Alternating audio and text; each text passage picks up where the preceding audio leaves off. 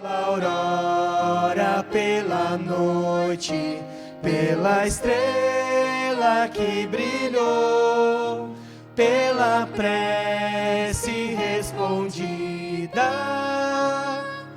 e a esperança que raiou, pela cruz e o sofrimento e eterna ressurreição, pelo amor que é sem medida, pela paz no coração, pela lágrima vertida e o consolo que é sem par, pelo dom da eterna vida,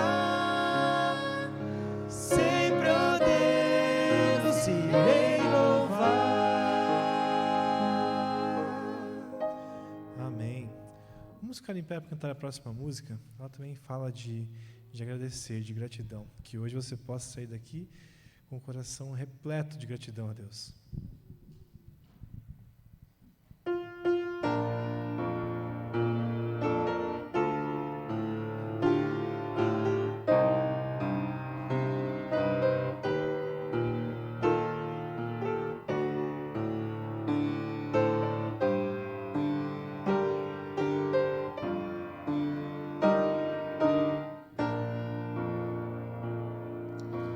Como agradecer a Jesus o que fez por mim, sem eu merecer. Vem provar o seu amor sem fim, as vozes de milhões de anjos não poderiam expressar a gratidão que vibra em meu ser, pois tudo devo a ti. A Deus seja a glória, a Deus seja a glória, a Deus seja a glória, pelo que fez por mim, com seu sangue lavou-me, seu poder transformou-me. A Deus seja a glória, pelo que fez por mim. Quero entregar, Senhor, a minha vida em tuas mãos, e quero dar o meu louvor pela tua eterna salvação, com seu sangue lavou-me, seu poder transformou-me. A Deus seja a glória, pelo que fez por mim. Amém. Assim como você está, feche seus olhos. Senhor Deus, muito obrigado por estes momentos. Obrigado porque podemos estar na sua casa mais uma vez.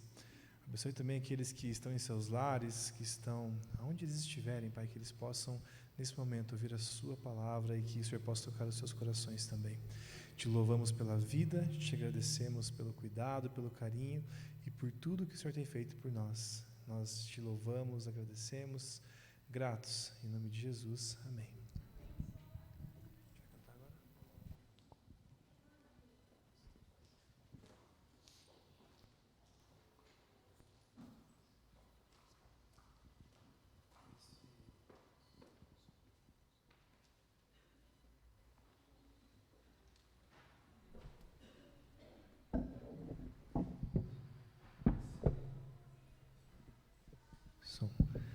Nesse momento nós vamos cantar uma música que ela fala para os momentos de dificuldade, os momentos talvez de angústia, Deus faz um convite para ir até Ele, né? Porque Ele nunca mudou, nunca mudará, e Ele nunca vai deixar um filho seu desamparado.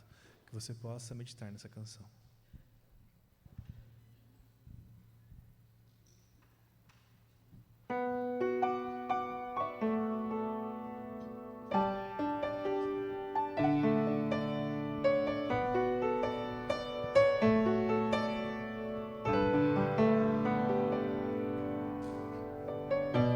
Às vezes sinto o peso de cada pecado. Então olho para a cruz e a dor que suportou. Espinhos não puderam calar o seu amor. Através da cruz eu forte sou. Faz-me cego para ver e sedento de tua graça em meu viver. Nas angústias e injúrias tenho paz em teu poder. Se fraco estou, eu forte sou.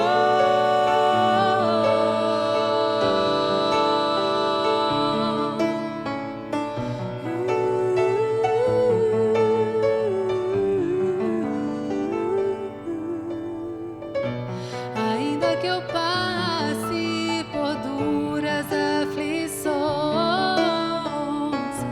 jamais temerei, pois contigo sempre estou. Encontro em ti coragem e forças para prosseguir, mesmo em provações, eu forte sou. Faz-me cego para ver e sedento de tua graça em meu viver. Nas angústias e injúrias tenho paz em teu poder. Se fraco estou, eu forte sou. Pai, que eu possa brilhar por ti e através da minha vida te exaltar, para que o mundo veja em mim A tua luz, a chama do amor, a chama do amor. esteja sempre em mim. Faz-me cego para ver E sedento de tua graça em meu viver. Nas angústias e injúrias tenho paz em teu poder.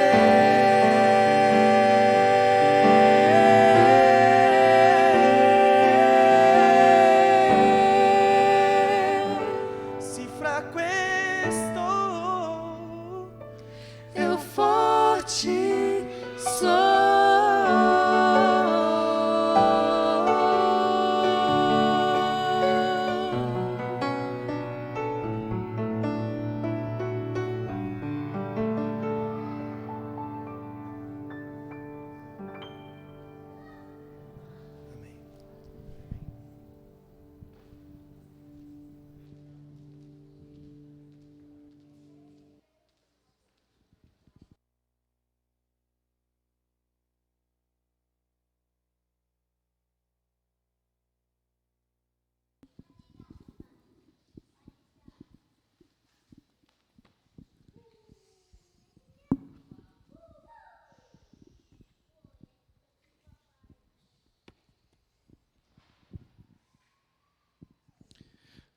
Muito bem, nós vamos continuar a nossa série sobre os mandamentos. Nós já estamos no 8º mandamento, este é o nosso 9º encontro.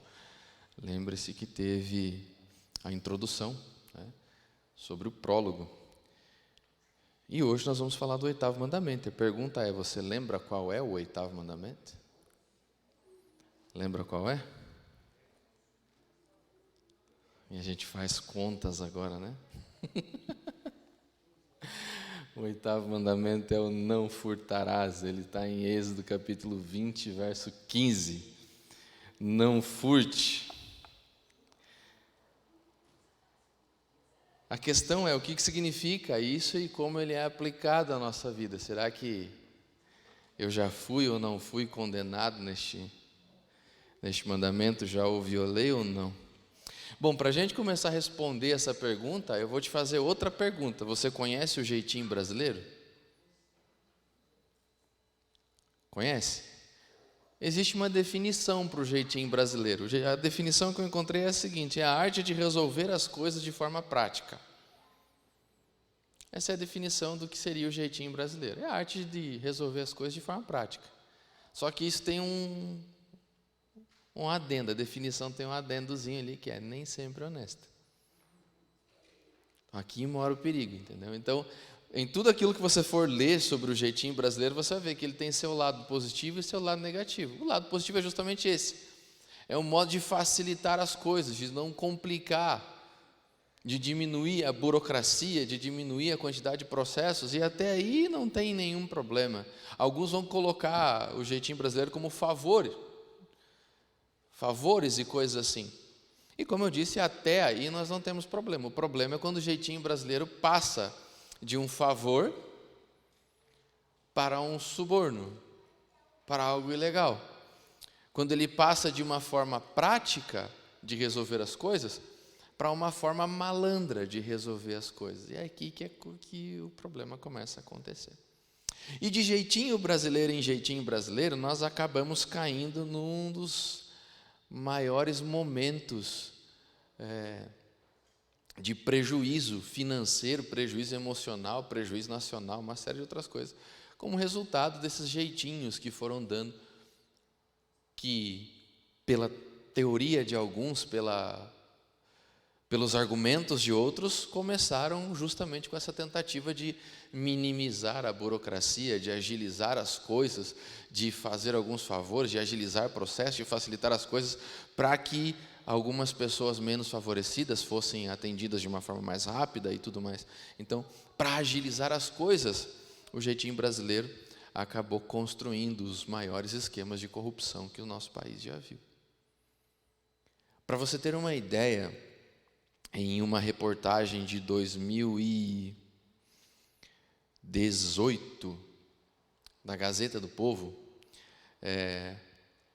vinha o seguinte título: roubo da Petrobras custou mais ao Brasil do que o ouro levado por Portugal durante o período do Império. Tá? E eles fizeram algumas contas. Existe um historiador chamado Pandya Kalogyaras, ele fez essa conta, e isso foi publicado num livro, que infelizmente eu me esqueci o nome agora. Mas eles estimam que o Império Português tenha levado mais ou menos 3.000 toneladas de ouro do Brasil, dos anos 1700 a 1801. Tá? Então, nesse período de 100 anos, eles levaram aproximadamente 3.000 toneladas de ouro. Ele faz uma conta transferindo esse valor para libras esterlinas, e depois ele calcula em reais. E isso daria hoje aproximadamente 30 bilhões de reais. Foi o que Portugal levou em ouro daqui do Brasil, em 100 anos. Certo? Já no prejuízo causado pela corrupção na estatal brasileira, na Petrobras, em 2015, a Polícia Federal calculou que o prejuízo estava em 43 bilhões de reais, só no caso da Petrobras. Então aqui já superou. O problema é que em 2017, a CPI da Câmara dos Deputados chegou a um valor de 88,6 bilhões de reais. Este foi um montante perdido para a corrupção. Só no caso da Petrobras. Por isso que eu disse, de jeitinho em jeitinho as coisas vão se avolumando. Isso que nestas cifras não estão catalogadas as desvalorizações que a estatal foi sofrendo por causa do processo de corrupção. Então, este valor aqui foi um valor perdido diretamente para a corrupção, entendeu? Aqui não estão os valores indiretos. Se você for somar os valores indiretos, passa dos 200 bilhões de reais. E tem gente que atribui o nosso colapso financeiro ao período do Império.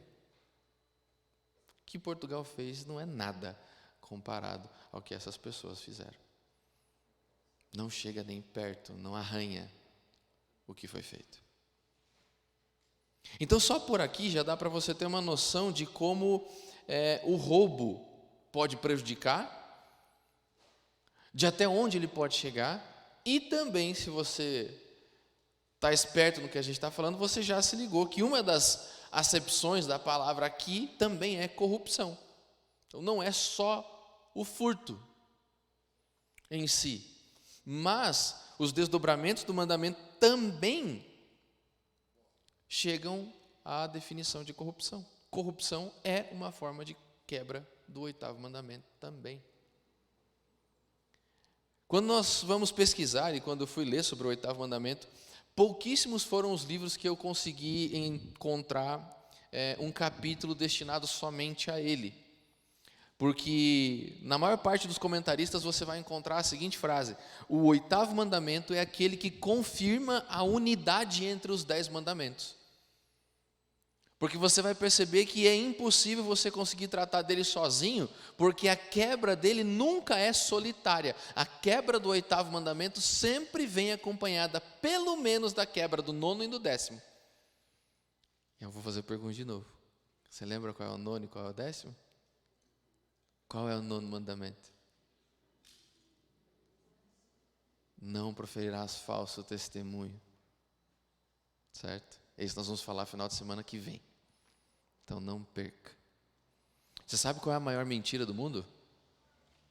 Sabe? Final de semana que vem eu te conto.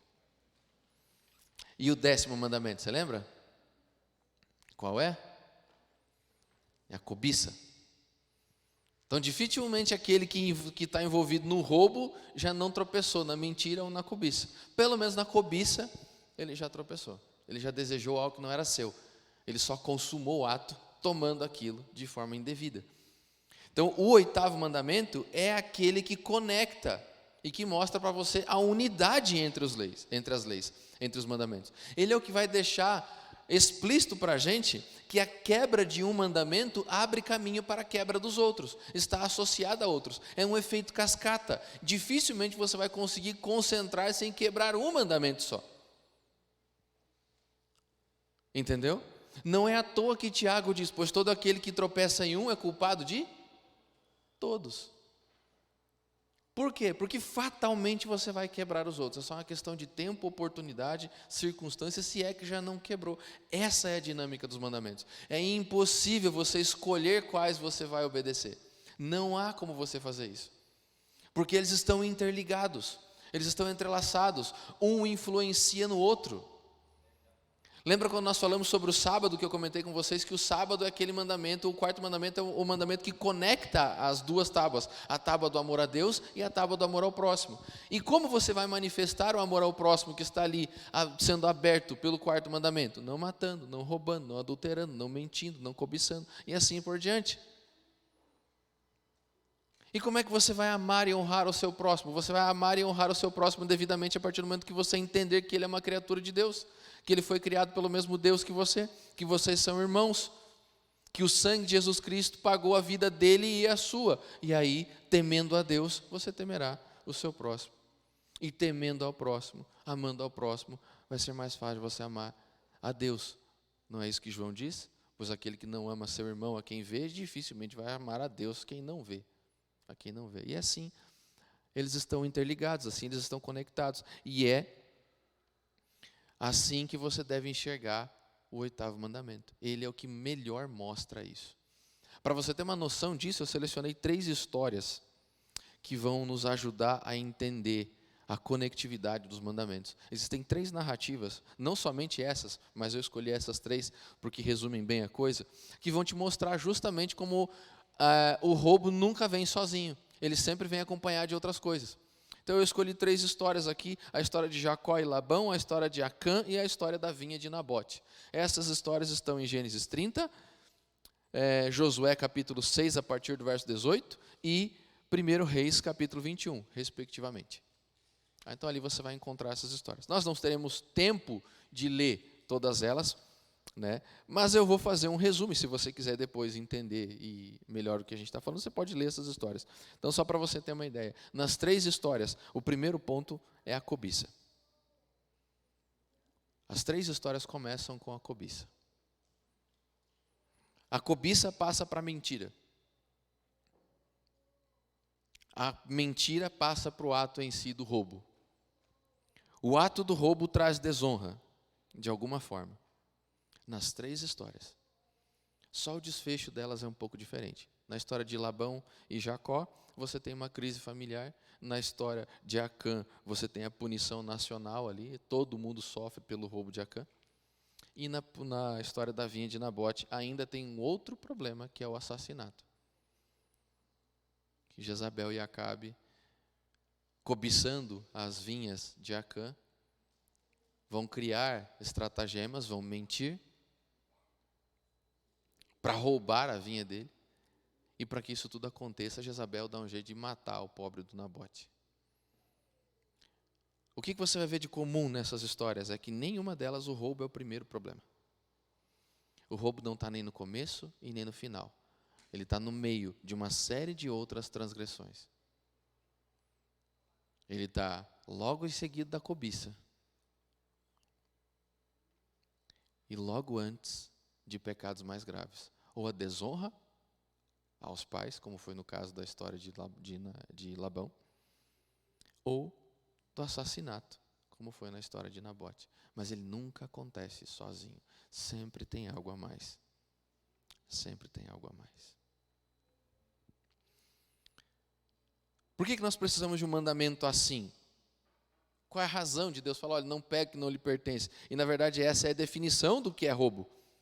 O que é roubo? Qual é o significado da palavra furto ou roubo ali no 8º mandamento? É você pegar aquilo que não lhe pertence, seja de forma ilícita ou de forma escondida.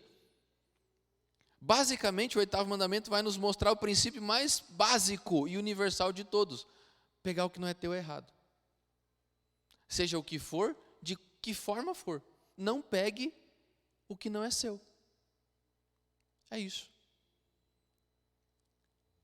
Essa é a razão. Então por que a gente precisa de um mandamento assim? Por que eu preciso que Deus me ordene a não pegar o que é meu? Justamente pelo que vem antes e pelo que vem depois. Mas não é só isso. Lembre-se que esse mandamento está nas tábuas, ou está na tábua relacionada ao amor e ao cuidado com o próximo. Então, obviamente, ele vai me ajudar a entender como amar, como proteger e como cuidar do meu semelhante. E esse é o significado. Então, a essência do mandamento é a proteção ao indivíduo e à sua propriedade. Como Deus vai nos ensinar a cuidar e amar o nosso indivíduo, o nosso próximo, a partir do 8º mandamento? Simples, respeitando a sua propriedade, respeitando a sua dignidade e respeitando a sua liberdade. Porque na Bíblia o sequestro é chamado de roubo. Tá? Ele é colocado na categoria de roubo. Aliás, é a única pena para roubo ou furto ou apropriação indevida na Bíblia que é punido com morte. Os outros não são punidos com morte. O sequestro, sim. Então, basicamente, o mandamento está aqui para que a gente entenda que nenhum membro da comunidade pode se apropriar de bens ou da liberdade do outro ilegalmente, para obter lucros ou vantagens. Até mesmo a escravidão, para você ter uma ideia, em Israel era colocada sob essa perspectiva. A aplicação desses princípios também valia para o regime de escravidão. Porque todo o processo era regulamentado, melhor dizendo. E era permitido só em uma ou outra situação, mediante avaliação, mediante uma série de fatores, por um tempo determinado. Porque lembre-se, no ano sabático era dada a ele a oportunidade de descansar e ser liberto, e no ano do jubileu, obrigatoriamente, esses escravos deveriam ser libertos. Então nada era definitivo. Nadará para sempre. E Deus vai explicar isso em Levítico capítulo 25, dizendo assim, porque a terra e tudo que nela há é minha. Então vocês vão viver segundo os meus moldes, e vocês vão fazer nela aquilo que eu orientar a fazer. E eu não vou me ater ao fato de ser moral ou imoral a regulamentação da escravidão nos tempos bíblicos, porque a gente vai ter que ir para uma outra discussão, se for tratar disso, né? Simplesmente, por hora, basta a gente entender que essa era uma prática comum na cultura e na época, mas a aplicação disso em Israel era completamente diferente da aplicação desse regime nos povos, ou dentre os povos gentílicos. Isso é o que importa neste momento.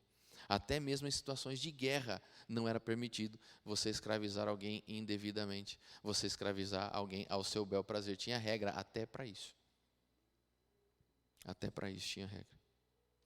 E como todos os mandamentos que nós vimos até agora, ele tem os seus desdobramentos. Então lembre-se que para entender o que os 10 mandamentos dizem, não basta você decorar a sua sequência ou a sua localização na Bíblia, mas você também precisa entender um pouco da aplicabilidade desses mandamentos durante todo o texto bíblico. E um pouco daquilo que nós estamos discutindo nessas nossas séries juntos aqui, nessa série que nós estamos fazendo junto, é essa aplicabilidade. Como que eles eram vividos, experimentados, quebrados, e a sua manutenção era feita durante o texto bíblico. E algumas coisas aqui ficam interessantes. Então você vai conseguir acompanhar um pouco dos desdobramentos do 8º mandamento em Êxodo capítulo 22, versos 1 até o verso 20, aproximadamente. Então, Êxodo 22, você vai ver uma série de questões sobre os desdobramentos do mandamento. E em Deuteronômio, capítulo 22, você verá algumas coisas também.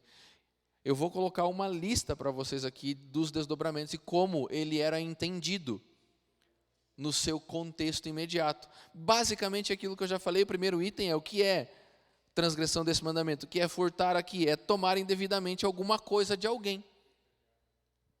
Não pegue o que não é seu. Segundo, era você pegar de alguém algo que estava relacionado à sua subsistência. Você vai ver em vários desses textos dizendo assim, olha, não pegue o boi ou o jumento do teu próximo. Porque se você pegar o boi ou o jumento do teu próximo, vai acontecer isso, isso, isso, isso. Terceiro ponto era tomar indevidamente algo relacionado à dignidade da família. Se você fizesse alguma coisa que mexesse, alterasse, prejudicasse a dignidade da família, você seria punido. Quarto ponto, negócios fraudulentos. E aqui a coisa pega. Aqui a coisa pega. Porque negócios fraudulentos pode ser entendido de uma forma muito ampla. O que seria um negócio fraudulento? Supervalorizar o preço do carro que você está vendendo é um negócio fraudulento. Você desvalorizar um carro que você está comprando é um negócio fraudulento. Você supervalorizar um terreno que você está vendendo é um negócio fraudulento. Você achar coisas para desvalorizar um terreno que você está comprando é um negócio fraudulento. Sabe por quê? Porque não está sendo justo nem para você e nem para o outro. E isso se encaixa em fraude no texto bíblico. Eu estou falando de grandes coisas, mas você pode colocar isso desde objetos mais simples a coisas mais complexas e mais caras. Não é o valor que vai definir se é fraude ou não. Mas é a tua honestidade diante da negociação que você está fazendo. É aqui que a fraude vai ser caracterizada ou não. Entendeu por que ele está associado a outros mandamentos? Porque aquele indivíduo que frauda, mente. Simples assim. De uma forma ou de outra, sem trazer para o contexto conjugal, ele está traindo a confiança do outro. E assim a coisa acontece. Não há como roubar sem transgredir mais mandamentos. Impossível. Pelo menos o da mentira e da cobiça, automaticamente já foram transgredidos. E como eu falei, o sequestro é caracterizado como roubo também. E ali nesses capítulos ou nesses versos você vai ver as penalidades. E a penalidade para este mandamento até agora se torna individual. Então lembra que para todos os mandamentos que nós estudamos até agora, a transgressão era morte. Até mesmo a desonra aos pais era punida com morte. Já o 8º mandamento não é punido com morte, exceto em caso de sequestro. Ele é punido com restituição. Ou seja, o indivíduo que roubava não morria, ele tinha que devolver. E para o ladrão não existe nada pior do que ter que devolver aquilo que roubou. Para alguns é pior do que a própria morte. Então, qual é a obrigação daquele, qual é a penalidade na Bíblia para aquele que pegou o que não é seu? Devolver para o dono. Muitas vezes com multa. E a multa vai de 2 a 4 vezes o valor daquilo que foi tomado, daquilo que foi pegado. E o porquê da multa? A multa é uma espécie de indenização pelo crime? Sim, mas por quê? Porque, como eu disse, um dos pecados de roubo mais graves que tem na Bíblia é o roubo daquilo que está relacionado ao sustento da família, à subsistência da família. Então, quando você roubava um boi ou um jumento, não era só o valor do boi ou do jumento, mas era também agora punido de acordo com o tempo que aquele boi ou jumento ficou foi deixar de produzir. Porque aquele boi, aquele jumento eram usados para o trabalho, para arar a terra, para carregar os cereais que seriam vendidos, para o sustento da família. Então, todo o tempo que o sustento da família foi prejudicado pelo roubo daquela propriedade, deveria ser restituído por aquele que roubou. Você já imaginou se essa lei fosse aplicada hoje? É pior do que cortar a mão, entendeu? Então tem gente que diz assim, olha, quem dera nós estivéssemos nos tempos bíblicos, onde o indivíduo que roubava tinha mão cortada. É pior do que ter mão cortada, é você ter que devolver e indenizar aquele que você prejudicou. Dos 88,6 bilhões que foram levados pela corrupção na Petrobras, você sabe quanto já voltou para os cofres do governo? Até 2018, 600 milhões. Somente. É um dinheiro que foi perdido. E quantas pessoas foram prejudicadas por esse dinheiro, que poderia ter sido usado para tanta coisa. Quantas famílias perderam a sua dignidade indiretamente por causa desses montantes que foram roubados. E são nessas coisas que nós temos que prestar atenção. Mas a coisa não para por aí, sabia? Em Êxodo capítulo 22, versos 7 a 13, você vai ver que o roubo também está relacionado à negligência com a propriedade alheia. Então, você verá ali que se algo me foi confiado e eu extraviei, é como se eu tivesse roubado aquilo e eu preciso restituir aquilo que foi extraviado na minha mão. Não importa se fui eu ou não. Isso daqui já é uma prevenção quanto a possíveis golpes. Então, eu deixo meu carro na casa da Regina e do Marcos para ir viajar, e de repente a Regina vem e fala para mim quando eu volto, olha, pastor, infelizmente seu carro foi roubado. Paciência. Então, para prevenir uma possível maracutaia, nós dizemos assim, olha, a gente pegou teu carro e não vai devolver seu carro. Não que meu carro vale alguma coisa, mas é só a título de exemplo. Então, para prevenir um possível golpe desse, sendo verdade o fato de o carro ter sido roubado enquanto ele estava na casa do Marcos e da Regina, ou não, é responsabilidade deles me devolverem o carro ou o valor do carro. Porque a pessoa que estava fazendo tal coisa confiou em mim. Nesse caso de exemplo aqui, eu confiei no Marcos e na Regina para deixar o meu carro aos cuidados deles. Então, se eles não cuidaram do carro devidamente, ou extraviando, ou permitindo que lá fosse roubado, é responsabilidade deles me devolver. Era assim nos tempos bíblicos. Responsabilidade. Cuidado. Essa era uma demonstração de cuidado e amor para com o próximo. Cuidando daquilo que lhe foi confiado como se fosse meu. Você já pensou se nós cuidássemos das coisas dos outros como se fossem nossas, no bom sentido? Existe um termo em inglês, eu não consigo traduzi-lo para o português, que parte um pouco desse princípio, que é a accountability, né? Que é você portar-se como se fosse dono da coisa. Você já parou para se perguntar como seria se nós cuidássemos da casa de Deus como se fosse a nossa casa? E se o zelo que eu tenho com a minha casa eu tivesse com a casa de Deus? Já parou para prestar atenção se eu fosse cuidar da rua da minha casa, da calçada da minha casa, como eu cuido do interior da minha casa? Se eu fosse cuidar da minha cidade, como eu cuido da minha cidade? E assim por diante, as coisas seriam bem melhores. Mas a gente tem o hábito de estragar e depreciar aquilo que não nos pertence, aquilo que não saiu do nosso bolso, aquilo que não nos custa. E isso na Bíblia é uma forma de roubo, de violação. Mas a coisa ainda fica pior, fique tranquilo, nada é tão ruim que não possa piorar.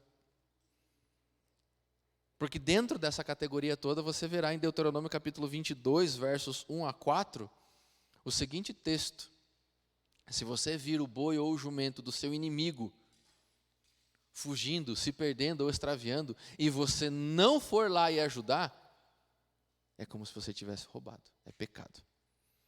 Porque você não cuida só das coisas daquele a quem você ama, você cuida das coisas de quem você não tem tanto apreço assim. Não era permitido eu negligenciar o cuidado com a propriedade nem mesmo de um inimigo em Israel. Diz assim: se você viu o boi ou o jumento do seu inimigo se perdendo, vai lá, pega ele e traz de volta para o aprisco. Essa é a regra, essa é a lei. Porque na Bíblia é para você amar o próximo, não é para você amar o amigo. É para você amar a todos. E é para você cuidar de todos. E é para você proteger a todos, não só o seu amigo. Então não é permitida a negligência, ou o descaso, ou o descuido, nem com a propriedade do seu inimigo. E se nós fôssemos tirar uma pequena lição deste pedaço do mandamento, eu acho que nós mediríamos muito mais as nossas palavras odiosas, os nossos desejos de insucesso, as pragas que nós rogamos indiretamente naquelas pessoas que nós não gostamos. A frase bem feito, tomara que, não sairia da nossa boca com tanta frequência como sai. E você vê que aqui você tem uma pequena associação com o sexto mandamento, que é o ódio, lembra? Se alguém odiar o seu irmão no seu coração, já o assassinou. E para você tripudiar da desgraça de alguém, para você ficar feliz com o insucesso ou com a desgraça de alguém, fatalmente você tem que estar movido pelo ódio. Então, junto com o oitavo mandamento, você já quebrou o sexto. E assim por diante. Em outras palavras, o oitavo mandamento me ensina que não é simplesmente ele não é somente uma lei que inibe o furto ou um assalto a banco, por exemplo. Excedendo as proibições, ele também me estimula a proteger a propriedade do meu semelhante, inclusive dos meus desafetos.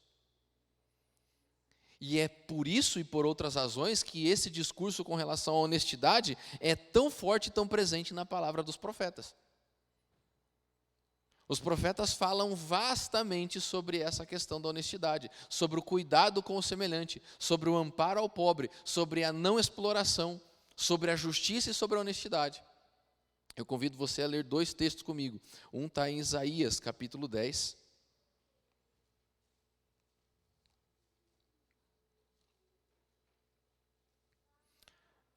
Isaías, capítulo 10, versos 1 e 2.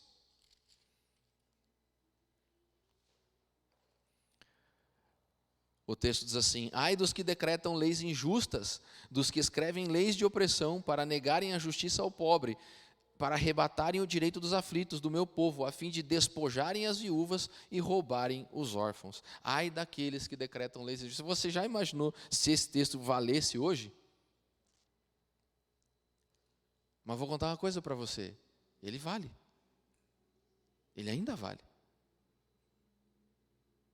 Ele ainda vale. Ai daqueles que criam leis injustas, que se valem do poder para explorar o pobre, para roubar a viúva e o órfão. Deus tem um acerto de contas com aqueles que usam mal o poder que tem. E o acerto de contas não será nada agradável. Só que esse não é o grande problema para nós, especialmente no contexto em que nós estamos vivendo. O grande problema para nós é apoiarmos pessoas que governam assim. Este é o grande problema. Amós, capítulo 5, versos 11 e 12. O texto diz assim: portanto, visto que pisais o pobre e dele exigis tributo de trigo, não habitarei nas casas de pedras lavradas que tendes edificado, nem bebereis do vinho das vinhas desejáveis que tendes plantado, porque sei serem muitas as vossas transgressões e graves os vossos pecados, afligis o justo, tomais suborno e rejeitais os necessitados na porta. E assim, Deus vai falando contra esse procedimento, que é roubo, que é pecado. Que é pecado. Então preste bem atenção.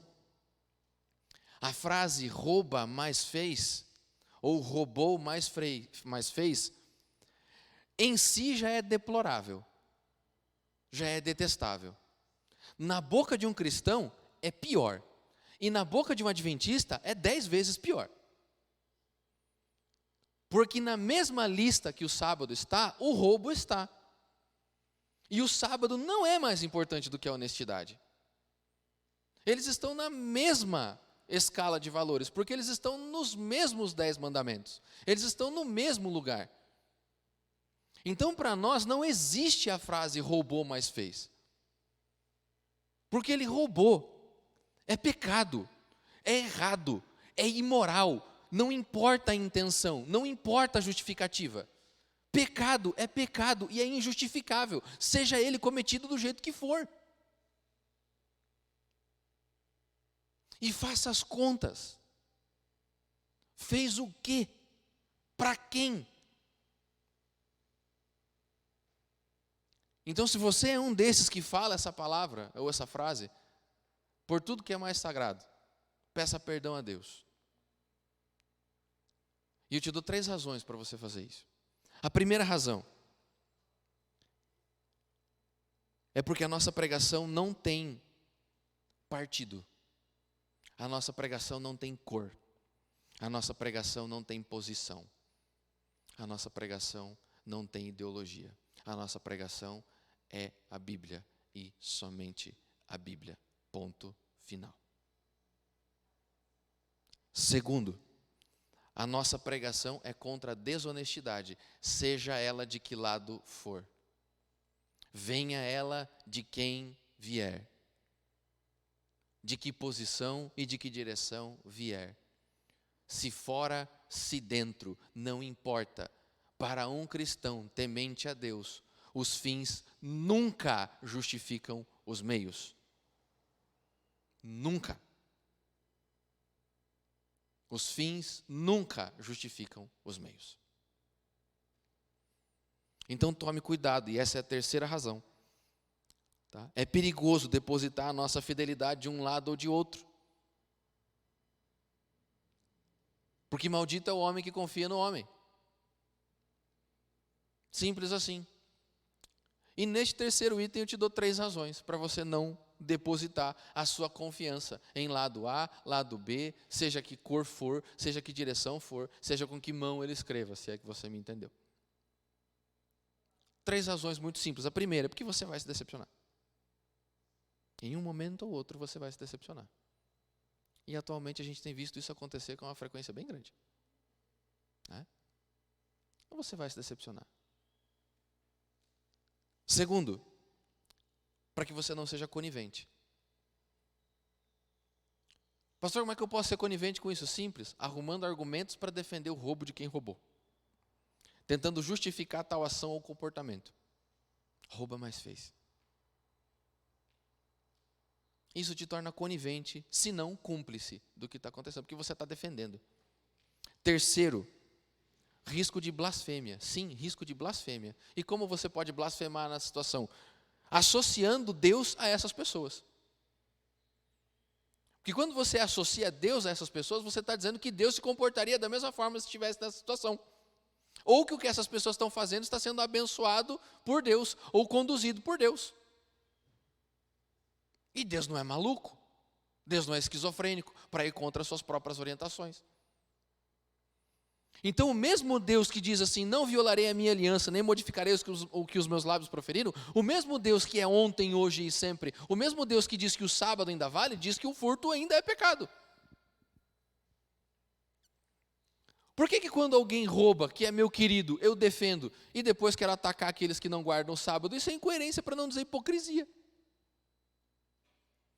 Então, se eu coloco o sábado como algo atual, vigente, porque está na lei de Deus, o 8º mandamento é atual e vigente, porque está na lei de Deus. Então, toda e qualquer forma de transgressão deste mandamento não pode e não deve ser apoiada, defendida, patrocinada ou acalentada por mim. Porque é, no mínimo, incoerência. Simples assim. Simples assim. E aqui você vai ver que a Bíblia não possui essas ideologias malucas que nós estamos defendendo hoje. Porque sim, a Bíblia fala, e muito, sobre o cuidado aos pobres, sobre a não opressão aos pobres, sobre o amparo aos pobres, sobre o cuidado com os necessitados, sobre o nosso papel social. Ela fala. E ela também fala de valores, de princípios, que nós já discutimos aqui quando falamos de mandamentos anteriores. Para você ver como ela não se encaixa em nenhuma e nem outra. A Bíblia tem uma ideologia exclusiva. Ela tem os seus princípios, que não são de direita ou de esquerda, são do alto. É assim.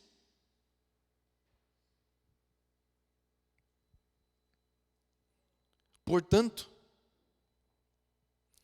este é um alerta para a gente. Tome cuidado com aquilo que você defende, para você não ser um patrocinador de pecados e um defensor de pecados, fazendo trabalho de advogado do diabo.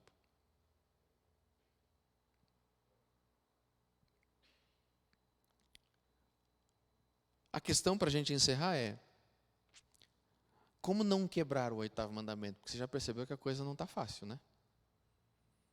Não está fácil.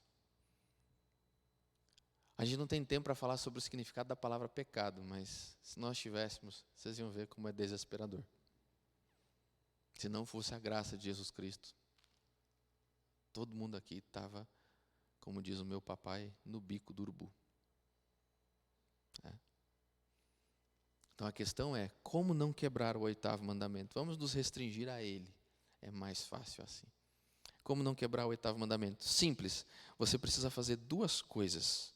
Duas coisas. Primeira coisa, você precisa lembrar-se da regra do suor. Você conhece a regra do suor? Já ouviu falar dessa regra? Essa regra está lá em Gênesis capítulo 3, verso 19. É do suor do teu rosto que você come o teu pão. Lembre-se dessa regra. É do suor do teu rosto que você come o teu pão. Como a gente aplica essa regra? Pega a Bíblia rápido aí e abre em Efésios capítulo 4.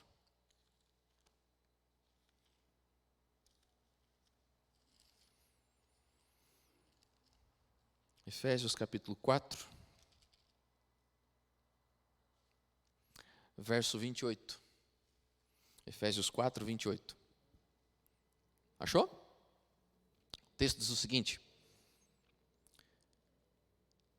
aquele que furtava, não furte mais. Antes, o que diz aí? Trabalhe. Tá? Trabalhe. Fazendo com as próprias mãos o que é bom. Agora você tem que prestar atenção. Para que tenha com o que acudir o necessitado. É lindo esse texto. É lindo esse texto. Aquele que roubava, não roube mais, mas trabalhe com as próprias mãos, fazendo o que é bom. Para que você também tenha condições de ajudar a quem precisa. Ou seja, a regra do suor é dividida em duas partes. Primeira parte, a manutenção própria. Do suor do teu rosto comerás o teu pão. Como é que isso se aplica? A gente deve merecer o que a gente tem. Mas não nessa regra de meritocracia que tem sido pregada de forma equivocada. E não é disso que a Bíblia está falando aqui. Não é esse o ponto. Mas assim, cara, trabalhe para você ter o que você quer. Nesse sentido, mereça. Trocando valor por valor. Você pega o teu salário e troca por aquilo que você quer. É assim. Mas o meu salário não dá para trocar por aquilo que eu quero, então você não troca e não tem aquilo que você quer, porque essa é a realidade das coisas. Nós não temos tudo o que queremos. Eu queria um carro conversível, mas não posso. Então eu tenho que me contentar com o meu. Simples assim. E a segunda parte, ajuda ao próximo, ajuda ao necessitado. Porque o oposto de roubar é dar. Sem esperar nada em troca. Esse é o dar genuíno, esse é o dar verdadeiro. Aqui vem a importância da boa administração financeira. O dinheiro que você tem foi dado por Deus, para que através dele você tenha uma vida digna e abençoe aqueles que não têm essa mesma condição. Então você percebeu que não é essa meritocracia que todo mundo prega, você tem que merecer aquilo que você tem, sim, mas você tem que proporcionar condições e oportunidades para aqueles que não tiveram as mesmas condições e mesmas oportunidades que você. Porque dinheiro é uma forma de abençoar o semelhante também. No livro Conselho sobre Mordomia, a senhora White diz que dinheiro é um dom que Deus deu para algumas pessoas. Pena que não foi para você. Ou para mim. Porque talvez nós usaríamos mal esse dom. Então Deus nos deu vários dons. Para alguns, a senhora White diz que Deus deu o dinheiro. Porque Ele sabe que, pelo menos por este assunto, tais pessoas não vão se corromper. Ou não vão se perder. Algumas delas, a maioria pelo menos. Então essa é a primeira coisa que você tem que se lembrar. Lembre-se da regra do suor.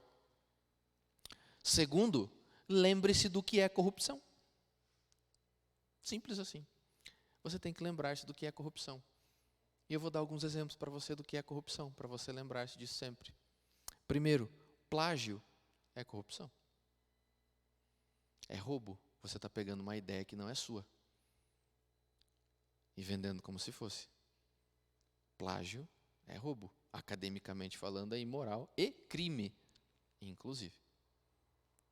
Então, essa é uma forma de corrupção. Segundo, cópia ilegal. Então, se você é daqueles que gosta de comprar 3 DVD por 10, 5 por 10, pois é, isso é uma forma de corrupção. A coisa começa assim. Você sabe que esse não é o meio correto. Eu acho lindo a gente falar sobre a verdade com a estante da casa cheia de DVD pirata. É magnífico ver isso. Seja honesto. Então, cópia ilegal e aquisição de cópia ilegal é corrupção. Manipulação de informação, esconder informações em momentos oportunos, espalhar informações em momentos oportunos, é uma forma de corrupção. Que dizer das notícias falsas, das fake news que são espalhadas por aí hoje? Nem vou me ater a isso. Negligência no trabalho, fazer corpo mole no trabalho, negligenciar o horário em que você foi pago para produzir. Não produzindo, é uma forma de corrupção. Que muitos de nós já tropeçaram uma ou outra vez. Superfaturamento é uma forma de corrupção. Se você está vendendo algo, venda pelo valor justo. E se você está comprando algo, aí vem o próximo item, desvalorização, compre pelo valor justo. Se o carro tem problema, fale que tem problema antes de vender. Porque você não gostaria de comprar um carro com problema sem saber que ele tem. Então não faça isso com o seu semelhante. Lembra? Levítico capítulo 19, verso 18. Não guardarás ira nem rancor contra o teu próximo, mas ama o teu próximo como a ti mesmo. Então o carro que você não gostaria de comprar, não venda. Exploração de todas as formas. E sim, retenção de dízimo. Lembra?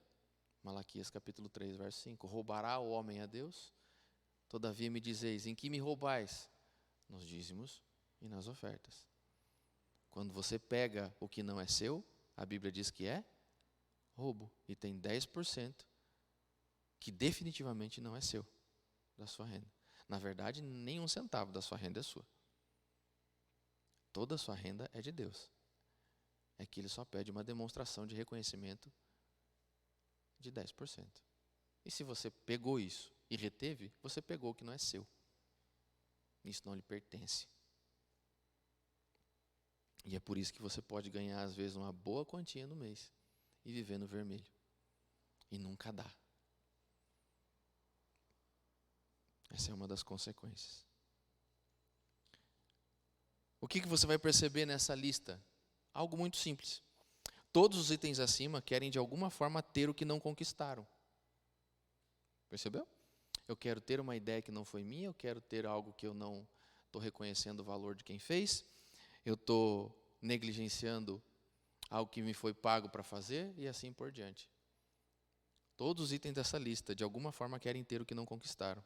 Tem uma frase que é atribuída a Thomas Jefferson que diz o seguinte: o pior dia da vida de um homem é quando ele se senta e planeja conseguir aquilo que ele não mereceu.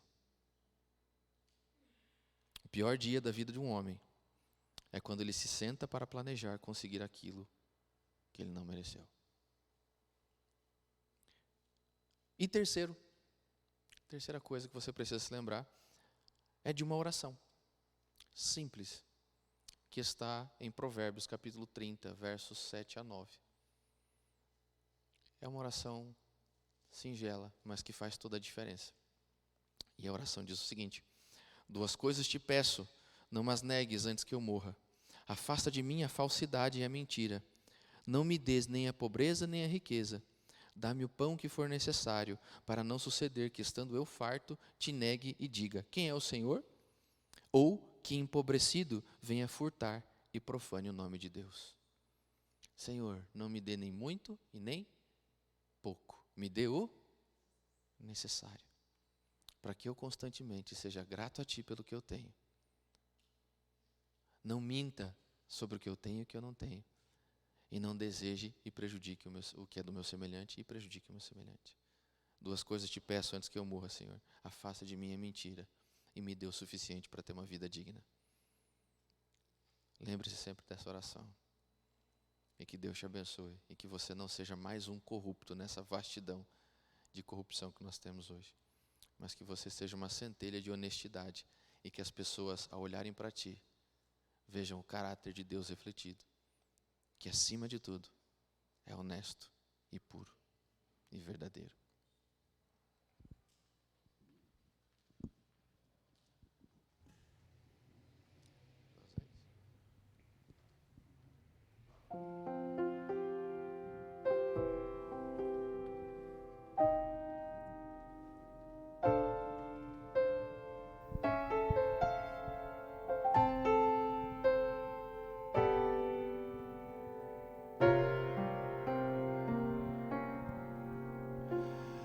Ao Rei dos Reis consagro tudo o que sou, de gratos louvores transborda o meu coração.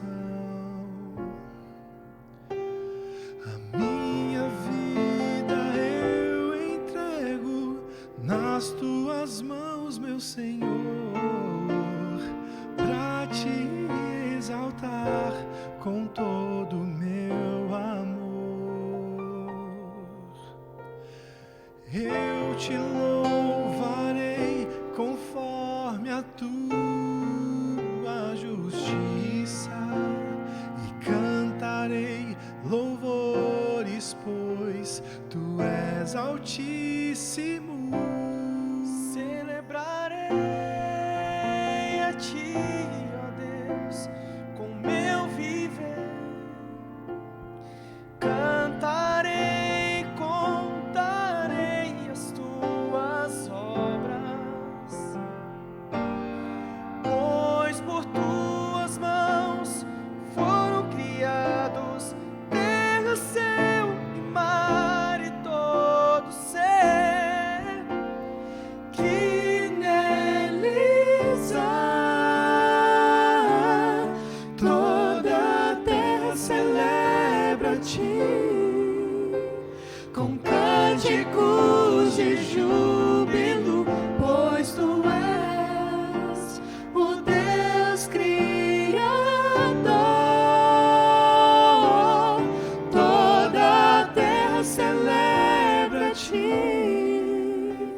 com cânticos de júbilo, pois tu és o Deus Criador.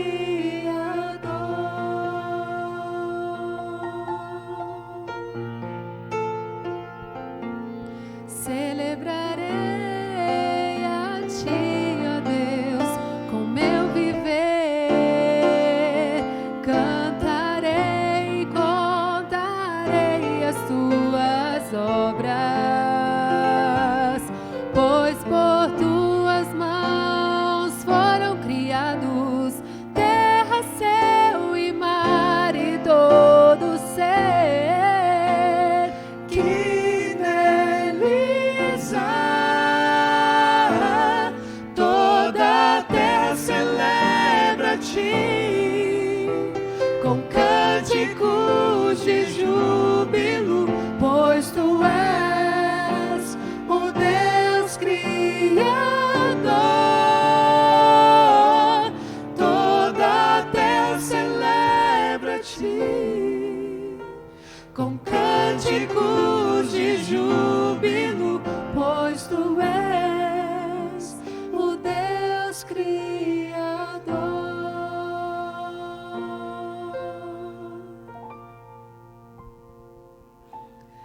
a honra, a glória, a força e o poder ao Rei Jesus e o louvor ao Rei Jesus. A honra, a glória, a força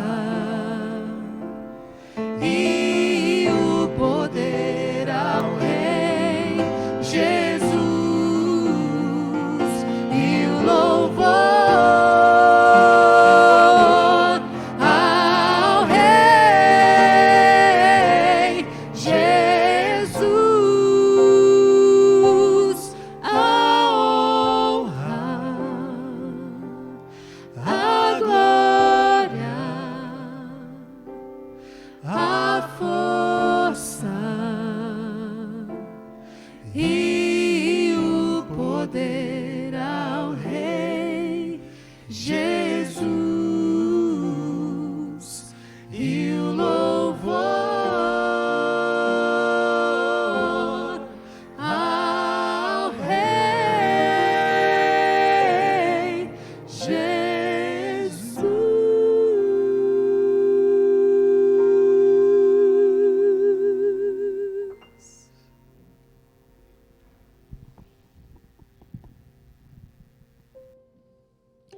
Feche seus olhos, vamos orar a Deus. Pai querido, nós somos gratos a Ti por todas as coisas que temos. Gratos somos pelo pão de cada dia. Gratos somos pelo sustento que temos certeza que veio das Tuas mãos. E pedimos a Ti, Pai, que nos ajude agora a compartilhar essas bênçãos com aqueles que são menos favorecidos, com aqueles que estão passando por alguma dificuldade que nós já superamos. Então nos ajude, Senhor, a ajudá-los também. Que a nossa vida seja regida pela honestidade. Que as nossas palavras, os nossos pensamentos, as nossas escolhas sejam sempre pautadas pelo assim diz o Senhor. Que o Senhor nos capacite, nos dê sabedoria para tomarmos decisões corretas, justas e honestas, para que então em nossa vida o Seu nome seja exaltado. É o que nós pedimos em nome de Jesus. Amém. Uma boa semana para você e nós nos vemos semana que vem com o 9º mandamento. Até lá.